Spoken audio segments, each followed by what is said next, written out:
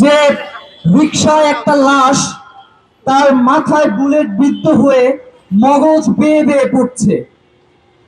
মানে কি নৃশংসতা আওয়ামী ফ্যাসিজম বাংলাদেশের মানুষের উপরে চালিয়েছে, তার অন্যতম উদাহরণ হচ্ছে শহীদ ইফতি।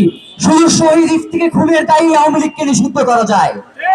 এখন বক্তব্য রাখার জন্য অনুরোধ করছি শহীদ ইফতির সম্মানিত মাকে।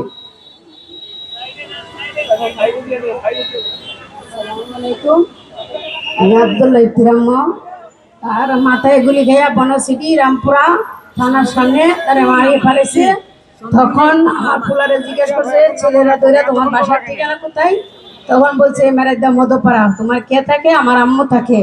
আমি যদি মারা যাই আমার লাশটা আমার আম্মুর কাছে পৌঁছাবে। ছেলেরা আমার ছেলের লাশ খান্দে নিয়ে তারা মিছিল করছে।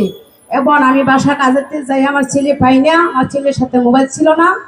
তখন আমি বিষয় একদিকে তা লাশ নিয়ে হেবে লাইতে 19 তারিখে লাইতে 7টা বাজে লাশ আমি গুড়ান আদার্শো বাগদের তুলে নিই।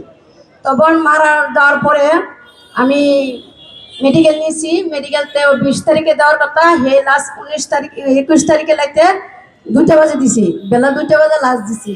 এখন আমি মারি দিছি দেশে নিয়ে। এখন আমি এই বিচার চাই। এই আওয়ামী লীগ এই বাংলাদেশে মাটিতে যায় তার ঢুকতে পারে না। সে আর আওয়ামী লীগে মাটিতে ঢুকতে পারে না। আমার 15 বছরের ছেলে 16 বছরে পড়ছে, আমার একটাই ছেলে। আমি এই বিচার এখনো পাই নাই। আর সরকারের কোনো অনুদান পাইছি মাত্র 5 লাখ টাকা পাইছি। সে বাবার কোনোদিন ভরণ পোষণ করে না, তার বাবারও বাদ দেওয়া লাগছে। এবং আমি বাসা বাড়ি কাজ করে ছেলে বড় করে বাবারও বাদ দিছি। যাক নিচে বাবা জন্মিছে। এবং আমার ছেলে বিচার চাই, এই আওয়ামী লীগ এই বাংলার মাটিতে যদি পাড়া দেয় তার জীবনে আমি তার পাশে চাই।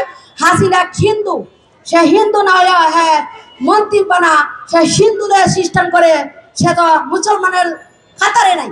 সে যে মুসলমান ওই তো পারছে, কে বলছে সে লাগে মুসলমান? হিন্দু হিন্দু লাগে হিন্দু নাছে, তেমন কোনোদিন মুসলমান না। সে যে একটা সরকার হইয়া মানুষের গুলির অর্ডার দিছে, আইনের লোকেরে বাইরের থেকে গুলি করে মারছে, মাথার মজব বের করেছে আমার এক ছেলে। এই বিচার আমি জনগণের চাই। বিচার না হওয়া পর্যন্ত এই সরকার যদি পারা দেয় আমি ফাঁসি চাই। যাবো আমি বলতো। আসসালামু আলাইকুম।